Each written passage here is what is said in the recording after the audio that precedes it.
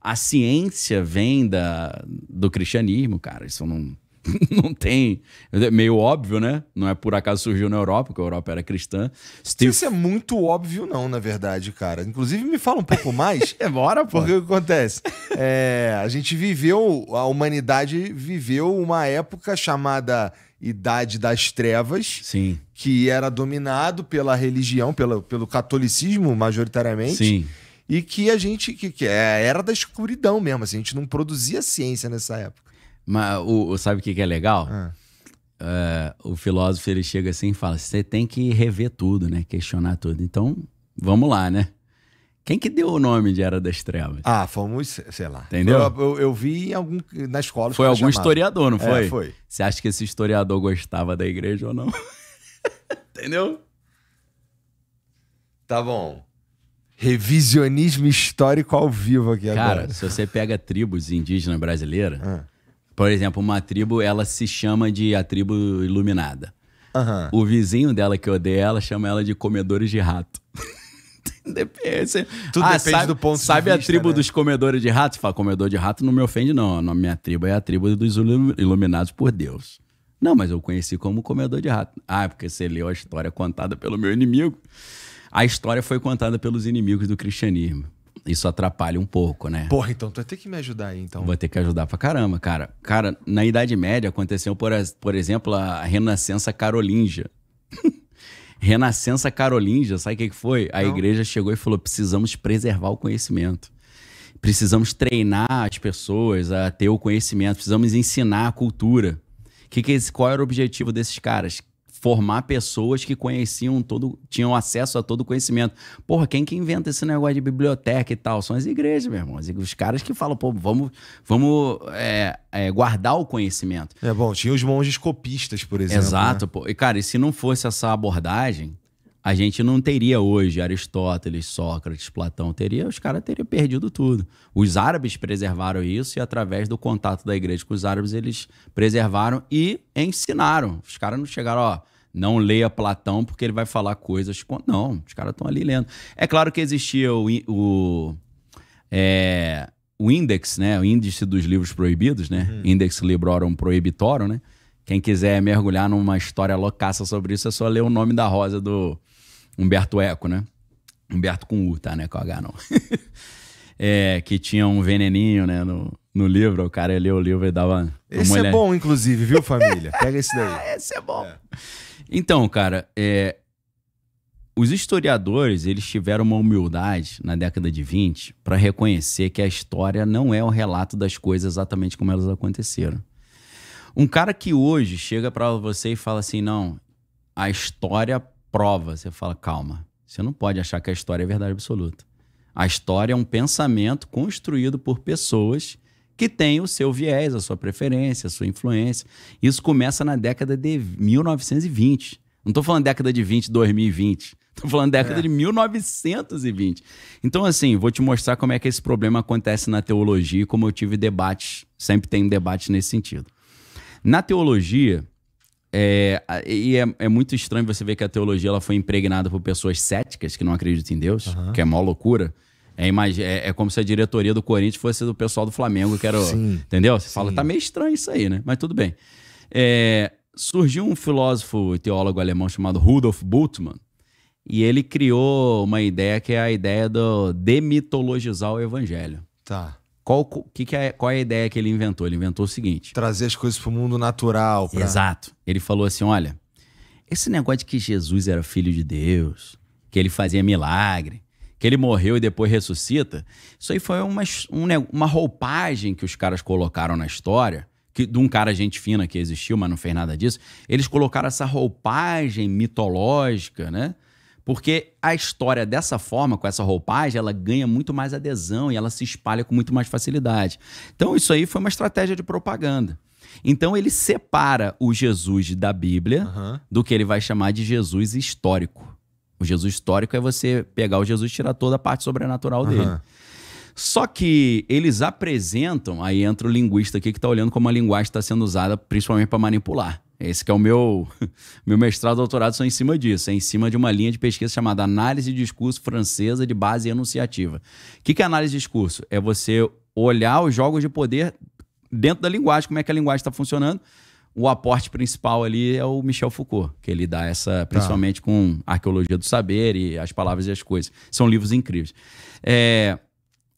Quando eu olho o cara falando que o Jesus histórico é o Jesus verdadeiro e o Jesus bíblico é o Jesus falso, eu falo, peraí, você está usando você está usando histórico como sinônimo de verdadeiro.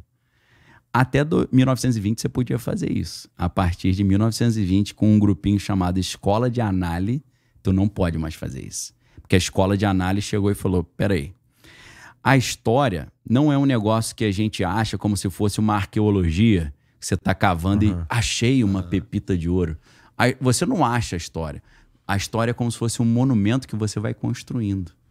A história não é um documento que eu encontrei, é um monumento que é construído pelo homem que é falho e tem as suas preferências.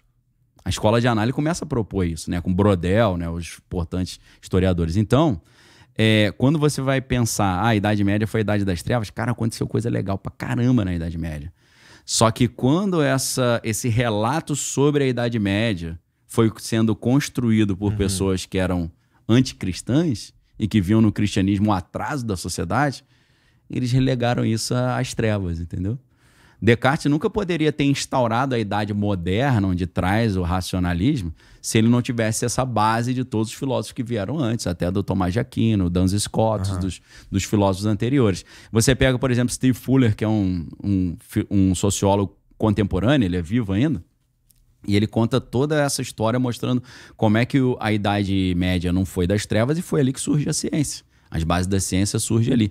A ciência surge no cristianismo porque o cristianismo, e o judaísmo também, obviamente, parte do princípio que o conhecimento é possível. Chegar à verdade é possível. Pra gente isso parece muito óbvio, mas na filosofia isso não é óbvio. Isso é o problema do ceticismo. Isso parece óbvio pra tu porque tu é burro, né? Porra, é fácil chegar na verdade? Cara, filosofia é isso, cara. É você sair do óbvio. É você se afastar das coisas e falar, peraí, isso aqui tem umas paradas estranhas acontecendo aqui. Quer ver uma parada que é altamente estranha, que a gente acha normal? O ser humano se reproduzir, meu irmão. Essa parada não tô falando o ato, tô falando o que acontece depois. Porque o ato é fácil você entender, né? Deu vontade, eu fiz. Não, animal. Depois que tiver com aliança no dedo. Exato, na minha leitura cristã, né, obviamente. Cara, imagina um computador, ele se transformar num outro computador. Eu tava pirando nisso aí, eu achei, nossa, caralho, preciso dormir aqui, olha só a pira que eu tô tendo. Mas é mesmo, assim. É uma loucura como isso. É que, assim, a gente é foda, a gente manda as paradas pra fora e tudo mais. Mas a gente não consegue assim, a gente consegue até a gente consegue fazer uns clones, né? Mas a gente não consegue criar um negócio do nada. Junto com um outro negócio, esses dois negócios de forma autônoma se juntam e fazem um terceiro negócio, que é a mistura dos dois. Então, já seria super impactante você ver um computador se reproduzir e construir um outro idêntico a ele, ou ele cruzar com o outro e nascer um que tem o melhor dos dois, que é o que acontece no corpo humano, né? A gente tem ali eu queria ser médico, né? Por isso que eu estudei um pouquinho de biologia, né? Tentei 3 vezes e não deu, fui ser médico de almas. Caraca! Tu gostou do Somebody Love? Dito isso, sábado lá na Bola de Neve. Sabadão. O evento sábado lá, pessoal, é um evento especial, é pago, tá? A gente não cobra pra entrar na igreja, mas é um evento pago que é uma estrutura toda, que é o Avalanche, tá bom? Se você quiser participar, aproveita, é só você entrar lá no perfil no Instagram Flame Bola de Neve Flame Sede Oficial. Tem lá como é que você se inscreve.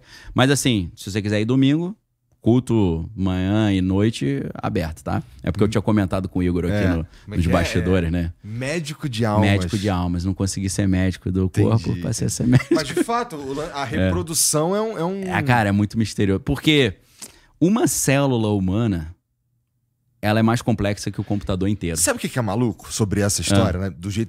No meu ponto de vista é o seguinte, cara, a gente consegue, com o conhecimento que a gente tem, explicar a reprodução cada etapa.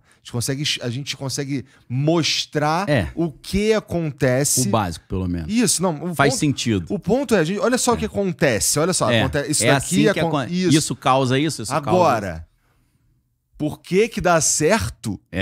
Por que... Como é que a parada vai fazendo?